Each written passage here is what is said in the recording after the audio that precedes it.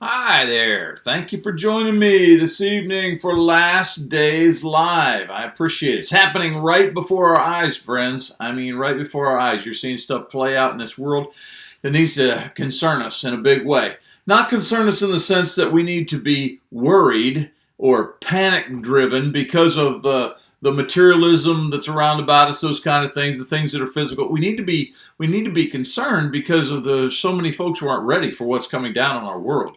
Again, one or two things I'm convinced is going to happen last days. Either the Lord's coming back or great judgment's coming down upon this wicked nation. I think one of the two things has to happen, and either one of them is going to be traumatic for a lot of our friends. But of course, the first, Lord's return, will be the most traumatic. And so, please, if you will, be praying about these last days, etc. By the way, let me just say this: if you want to know that I'm out, no, if you want me to know that you're out there. That's what it is. If you want me to know that you're out there listening, you've got to comment because because of the program that I use in order to make this thing happen, I can see over there every once in a while when somebody will give me a thumbs up or that kind of thing, but I don't know who you are.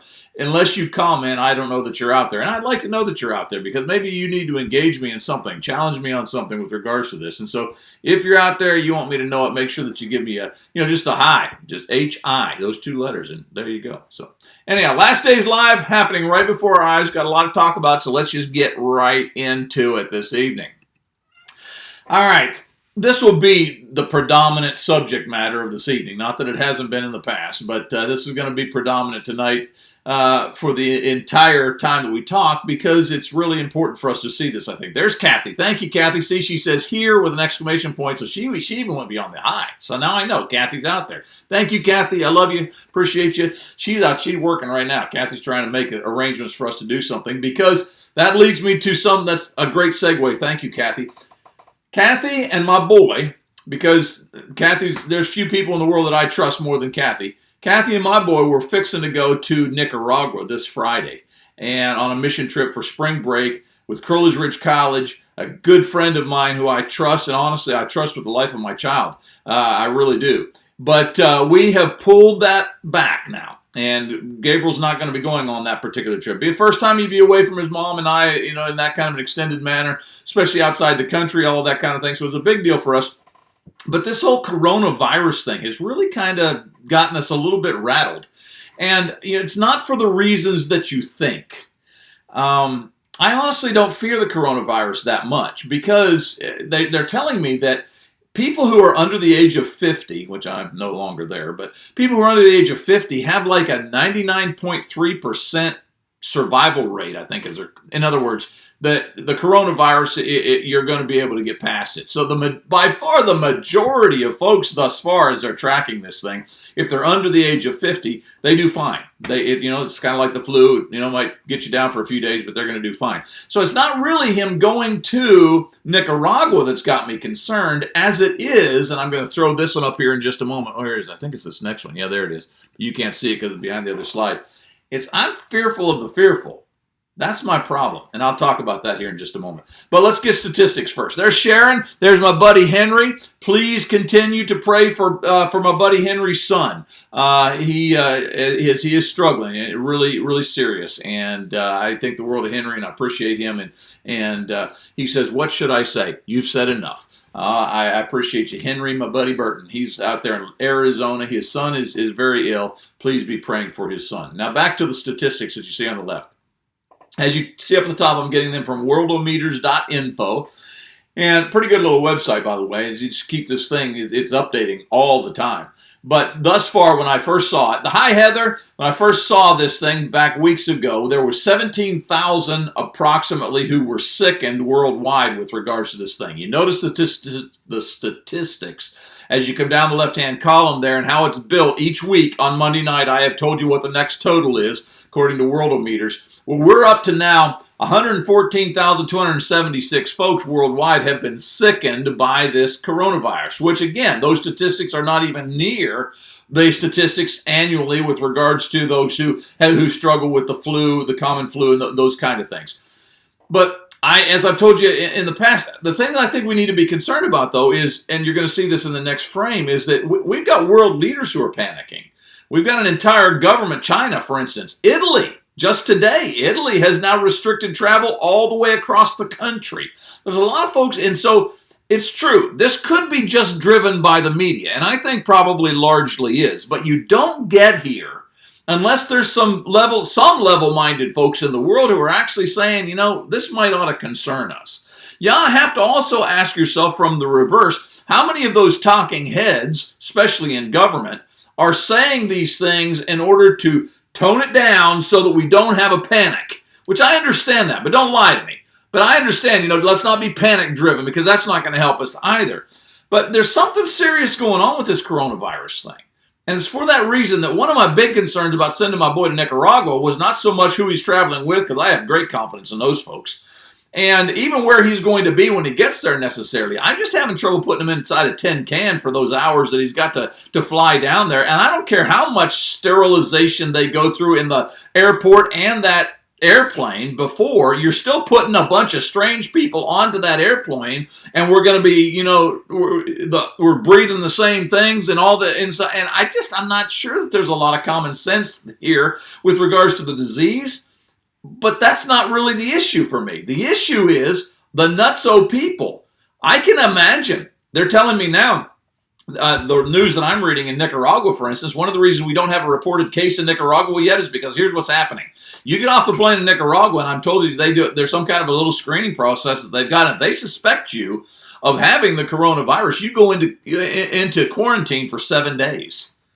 Well, here's my thoughts. My boy down there in Nicaragua, I can't get to him. He's had a cold for the last several days. He shows up, he coughs at the wrong time, they put him in quarantine, I can't get to, I just see, it's the folks who are making this a panic-driven issue that I fear the most. It's almost a self-fulfilling prophecy. It's feeding on itself. But come back to the statistics that you see there on the left. Hi, Dorothy Jane, good to see you. Thank you for joining me.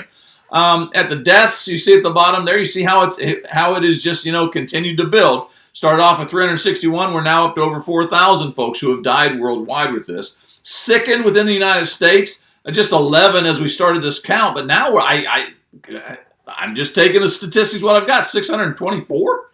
And there's been 26 deaths. The date there, beside the one under U.S. deaths, that's the first recorded death that we had in the United States. So I'm going to continue to keep these statistics in front of you as long as this is an issue worldwide and continue to watch how this thing is playing out. But let me take you now to this next one. This is what causes me the most concern. I'm fearful for the fearful, or of the fearful, I should say. It's kind of like when you get inside, and hopefully not many of you have been in this situation, but I have on a couple occasions where you could see the crowd turning ugly. And you could see them starting to have this crowd mentality. And it's a really scary situation to be in. And generally speaking, the best thing you can do in that situation is not be there. The best thing that you can do when the crowd gets ugly and there's this crowd mentality and it's kind of, almost riot-driven, the best thing you can do is find your way out of there. Separate yourself from it. And I think we're close to that. And I want to make an application with regards to that when it comes, as far as our passage is concerned here later on. But I just want to throw up some things that I just, last couple of days, I did some snapshots, screenshots. These are some things that were in the news feeds that I have been getting, and it just kind of shows you some of the panic-driven stuff we've got going on in our world. And the reason I'm living up to what I say in the conclusion of each of my Monday night times together, and that is keep your family close. That's why I decided, we're not going to send Gabriel at this time. In these kind of world conditions, we're not going to send him down to Nicaragua without his parents. Top left-hand corner, they shall not pass. Italy imposes nationwide travel restrictions as virus outbreak worsens. Italy's been hit really, really hard. We need to be praying for our brothers and sisters in Christ over there. But so they got a nationwide ban on travel now. Wow. And then some of you have been watching the stock markets. By the way, now's the time to fill up your tank because they say that the gas prices are just going to go way, way, way down. The Dow, 2018 point drop marks the worst day ever. And if you read underneath that, I think it's under there. Yeah, maybe it's, I think I got it blocked there. But this has a lot to do with the coronavirus. The reason it's going down because the markets don't know what to do with this and what's going to come next. Over there again to the left now, U.S. Senator Cruz self-quarantines himself after contact with somebody who has the coronavirus. And you might know by now that that's actually old news. There's actually been other politicians who are doing the same thing because they think they might have shook the hand, whatever, of somebody who had it, etc. Now, again, I'm telling you, that seems a little extreme to me, but it also tells me that people who are more in the know than I am are taking it this serious, either because they don't want to create alarm or because they really think there's something more to this and we're just not being told all the facts. Whatever it is, I'm not interested in stirring the pot either and making But when you're in this situation, this is my point. When you're in this situation, and whether it's legitimate or not, you've got individuals who are stirring things up. The best place for you to be is not there. To separate yourself from that situation. The cruise liner there, I'm told that's just off. Well, you can see the Golden Gate Bridge there in the back, so obviously it's California coast. But those folks trapped on that thing, they're not letting them off because they've got 20, I don't know, I can't read it, I don't think. 11, I think it was 22 passengers, something like that, that have been diagnosed with the coronavirus. Now, again, the coronavirus may be as simple as the common flu, like the flu is common, but I guess in some ways it is because something happens worldwide. I was even reading today, with regards to a lot of folks feel like that as the temperatures get better and we start getting into the spring, especially the summer months, that this thing is going to dissipate and go away, as often is the case with these kind of things. That may very well happen. But I'll tell you what, I had some young people that I was with last summer who got pneumonia in the middle of the summer. And so we just need to be concerned but not panic-driven. And yet my concern is not so much for this coronavirus, because like I told you, most folks are surviving it. But my concern is that we're going to have this group mentality that's it's a panic mode, and we're going to start feeding off of each other. That's why we need to keep our families close during these times. And we need to be really concerned with regards to the panic-driven folks that are out there. That's why I'm fearful, if you will, of the fearful. All right, that said, now let's go on to this, because this is the passage that I thought was apropos to this particular subject this evening. Now, well, let's just read it together and I'll tell you. 1 Thessalonians 4:11 and 12, make it your ambition to lead a quiet life. You should mind your own business and work with your own hands, just as we told you, so that your daily life may win the respect of outsiders and so that you will not be dependent upon anyone. As you get down to verse 12, you'll notice that there's two conclusions. The reason that you're supposed to live a quiet life, mind your own business, work with your own hands, is twofold. Number one, do that so that your life will gain the respect of outsiders. In other words, non-Christians will see you and they'll say to themselves, I want to be like him. He's got a good life. But the other one is so that you're not dependent upon anyone. I bring this passage to your attention at this time because of what's taking place with the coronavirus. And what I think is going to be taking place with other things worldwide in probably not the too distant future. And that is that we need to realize that we are, by the way we respond to things, we are setting an evangelistic message before the world. And so if we are panic-driven because maybe one of our children is going to get sick or whatever it may be, that's not a very good example. But that doesn't mean we ought not park our brain. We need to use God gave it to us, so let's use it. But at the same time, remember, our hope is not in this world. And this is one of my biggest concerns about the coronavirus and other things like this. Is it seems like it's really separating the men from the boys. It's showing our true colors. Do you really believe firmly that if you died from the coronavirus, you'd go to be with the Lord? That if your child contracted it and they died, that they would go to be with the Lord? Do you really believe that? Are you totally confident in that? Then you're going to approach this subject in an entirely different way. If, on the other hand, you're one of those Christians who has played church all of your life, and now it comes to push and shove, and you're just not sure. And not only are you not sure whether you'd go to be with the Lord forever, but you're not sure you even want to leave this place, and so you're scrambling because of that. It just doesn't set a good picture before the outsiders. But the second thing is also important. Notice that he goes on to say, so that you will not be dependent upon anybody. Not be dependent upon anybody. Let me show you a frame here, and then I'm going to come back to that. This is going to be my topic this coming Lord's Day for Lord's Day Live. I hope that you'll join me. The Tower of Babel and the coronavirus. Is there anything that they have in common? And I don't want to, spoiler alert for a moment. What I'm going to talk about is I'm going to talk about how that when we are living on top of each other. And I don't believe that's really God's plan. And I think the Tower of Babel had a lot to say about that. All right, now let's go back to our passage. It's important, he says in verse 12, it's important that we be individuals during these last days who make it our ambition to live a quiet life, mind our own business, and work with our own hands, so that we will gain the respect of those on the outside. And then number two, as far as number two, that we won't be dependent upon anybody. One of the things that I'm seeing in our world today is that because we live on top of each other, because we have mixed the dependency wires on each other, that we have done two things. Number one, we've gotten to a point where we almost couldn't survive without, the general worldly populace.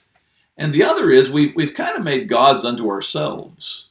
We have decided that as long as we stick together, as long as, we have our medical science people on top of this, as long as we stick together as humans, we can do this. We can survive this. Sounds a lot like the Tower of Babel.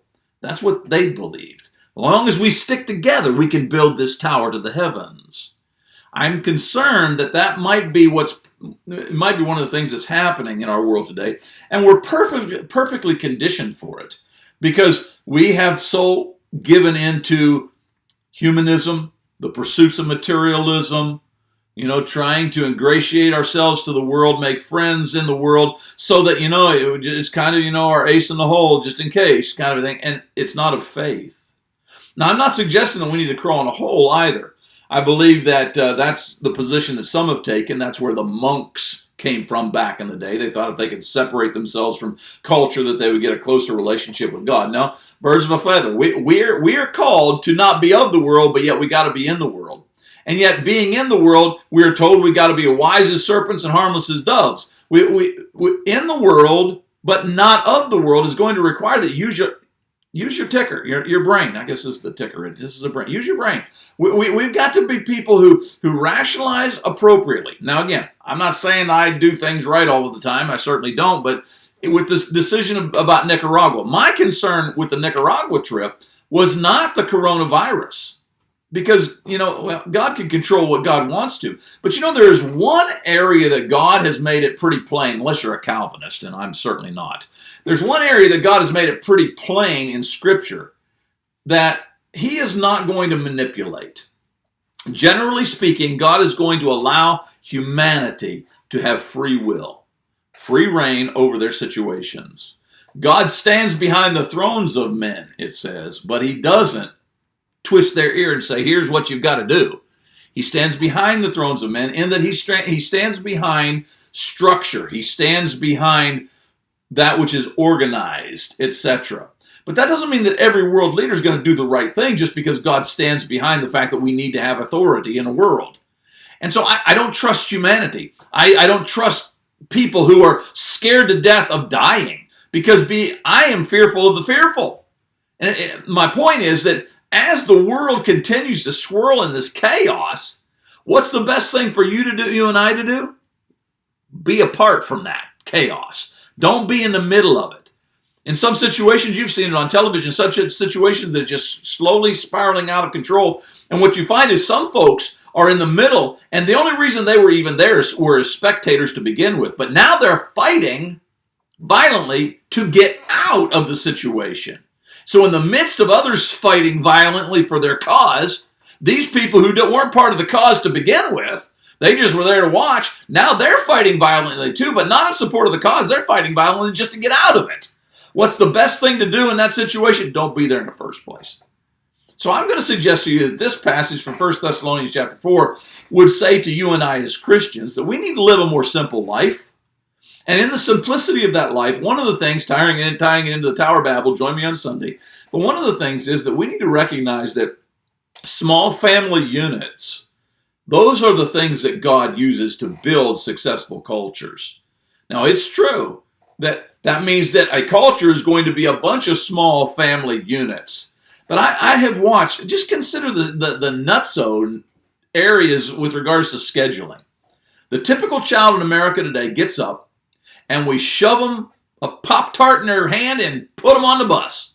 And they're going to go off then to a chaotic schedule of just this, and this as they run through school, try to survive peer pressure, all of that kind of stuff. They get off the bus in the evening just completely whooped.